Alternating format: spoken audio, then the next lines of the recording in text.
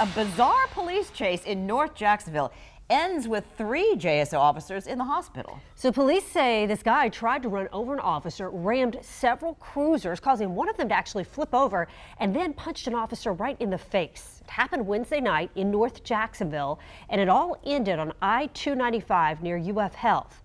This man right here, John Sanford, is tonight behind bars. He now faces 11 charges, including aggravated battery of several officers.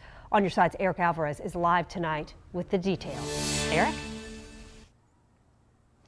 Yeah, right around midnight Wednesday night, Anissa Court, a normally quiet cul-de-sac, lit up in flashing lights. JSO officers tried to pull over a car for an expired tag. That driver tried to get away, realizing there's no place left to run. That car instead drove straight into those police officers.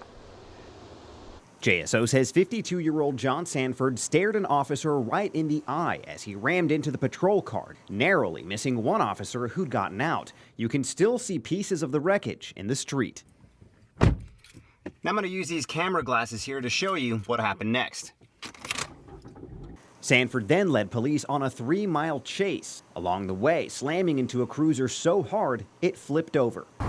Now the chase ended here near 8th and I-95, but the struggle was far from over. Police say Sanford tried escaping onto the interstate and crashed into a patrol car, then drove back the wrong way down the on-ramp and slammed into another.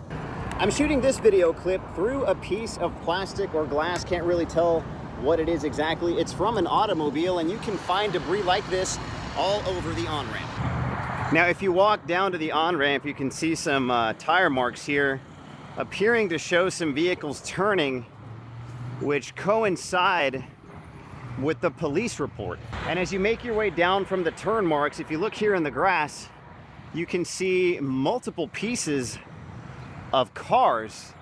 Kind of tough to say exactly what that is, but they're everywhere. But the wreckage didn't stop the violence. JSO says Sanford punched an officer in the face, splitting his lip and knocking out a tooth. Then he continued kicking and flailing at any officer that came near him.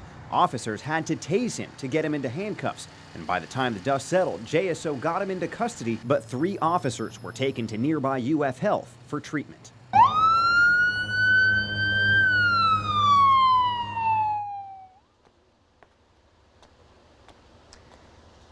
So what exactly led up to all this? Only Sanford knows that for sure, but JSO says after the arrest he was not answering any questions. However, according to the police report, officers did find a glass crack pipe in his pocket, and First Coast News found over 24 arrests in his criminal history.